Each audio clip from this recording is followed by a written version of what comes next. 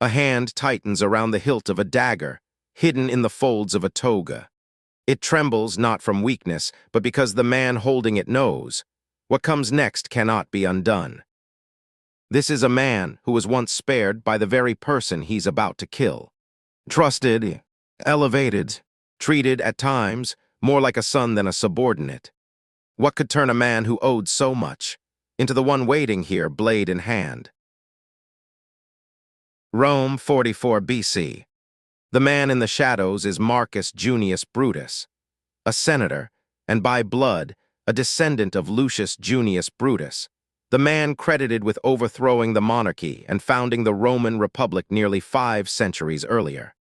It's a name that carries the weight of a curse, because anyone who bears it is expected to rise against tyranny, whether they choose to or not. Brutus's father died when he was still a boy, executed on Pompey's orders after a failed uprising. The man who raised him afterward was his uncle, Cato the Younger, regarded by many as the Republic's last true moral compass. From Cato, Brutus absorbed the teachings of Stoicism. Duty to the community placed above personal feeling, freedom defined not as the absence of rule, but as living under just law rather than the will of a single man. That foundation would shape the rest of his life, including the moment in the shadows we've just witnessed. In 49 BC, when Caesar crossed the Rubicon and 153 war broke out, Brutus sided with Pompey, the very man who had killed his father. On the surface, it looks like the clearest possible proof of a man placing principle above personal hatred. But it's worth pausing to ask. For a young aristocrat building his career among mentors, an uncle and friends who had already chosen Pompey's side, was this really pure conviction, or simply the only path left open to him? Perhaps the honest answer sits somewhere between the two. But conviction quickly collided with reality. In 48 BC, Pompey's forces collapsed at Pharsalus. Brutus, who had just stood on the losing side, should have paid with his life. Instead, Caesar gave a direct order. If Brutus was captured, he was to be spared. Not just spared, welcomed back, appointed governor of a province, treated almost like a son. And this is the paradox that will haunt everything that follows. The man in the shadows at the start of this film isn't killing an enemy. He's killing the greatest benefactor of his life. 4 years later, early in 44 BC, Caesar was declared dictator for life. To many senators, it was final proof that the Republic was dying. And then, according to some accounts, words began appearing, messages like, "Brutus, you are asleep," and "if only you were still alive," scrawled across the statue of Lucius Junius Brutus, and even on the magistrate's chair where Marcus Brutus worked every day. Historians still debate who actually wrote them, outraged citizens, or the aristocracy applying pressure of their own. But whoever it was, the message aimed at exactly one thing, the name he carried. But before we go further, there's something worth confronting directly, something very few accounts of Brutus mention.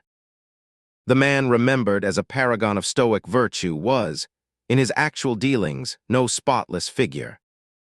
He lent money at interest rates as high as 48% a year in the eastern provinces, rates severe enough that even Cicero, one of his admirers, felt compelled to criticize him. In his treatment of provincials and of client kings, several accounts describe him as harsh, at times ruthless. This isn't meant to tear Brutus down. It's a question. The republic he was about to give his life to defend, was it really as pure as the ideal he believed in? Carrying both his ideals and his own contradictions, Brutus pressed on down the path shaped since childhood. On February 22, 44 BC, he met privately with Gaius Cassius Longinus, a seasoned military commander, and by most modern accounts, the real architect behind the plan. From that meeting, a network of conspiracy began to take shape. Within weeks, they had recruited somewhere between 60 and 80 senators. Not the entire 900-member Senate, as many assume, but a small circle, each with a reason of his own for wanting Caesar dead. March 15, 44 BC. Caesar entered a session of the Senate, not at the main chamber, still being rebuilt after a fire, but in a great hall attached to the theater of Pompey, where a statue of the very rival he had once defeated stood quietly in the corner. Senators closed in around him, as though pleading for a favor. Then the first blade rose. Accounts record roughly 23 wounds. Among those hands was one belonging to a man who, only 4 years earlier, Caesar himself had ordered spared at any cost. Some accounts claim Caesar's final words were a question, spoken in Greek, though historians still dispute whether it was ever said at all, and if it was, whether it was meant for Marcus Brutus or another conspirator who shared his name. If this were a story of heroes toppling a tyrant, this should have been the moment crowds poured into the streets in celebration. What happened was the exact opposite.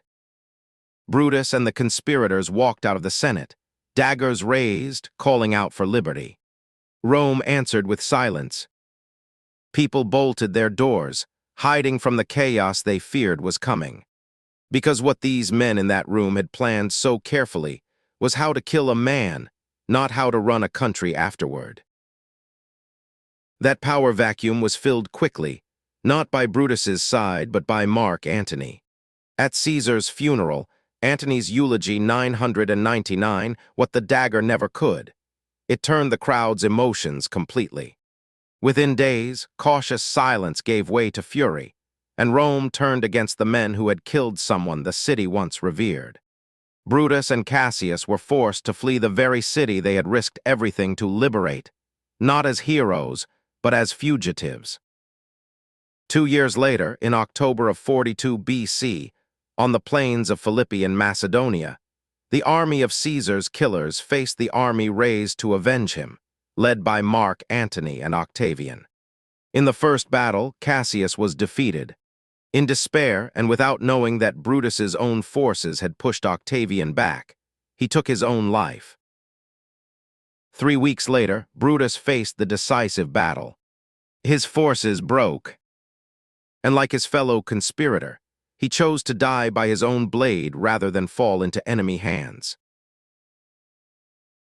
But perhaps that death isn't really the point. The Republic Brutus believed he was defending when he raised that dagger. It didn't die at Philippi.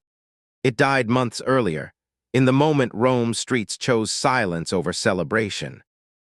What happened at Philippi was only the final rite, for an ideal no one was left strong enough to hold onto. History remains divided on Brutus, a ruthless traitor, or the last true idealist of a dying republic. But perhaps the question worth sitting with isn't which side he belonged to. It's this: when a person's moral conviction and their ability to carry it out drift so far apart, who in the end pays the price?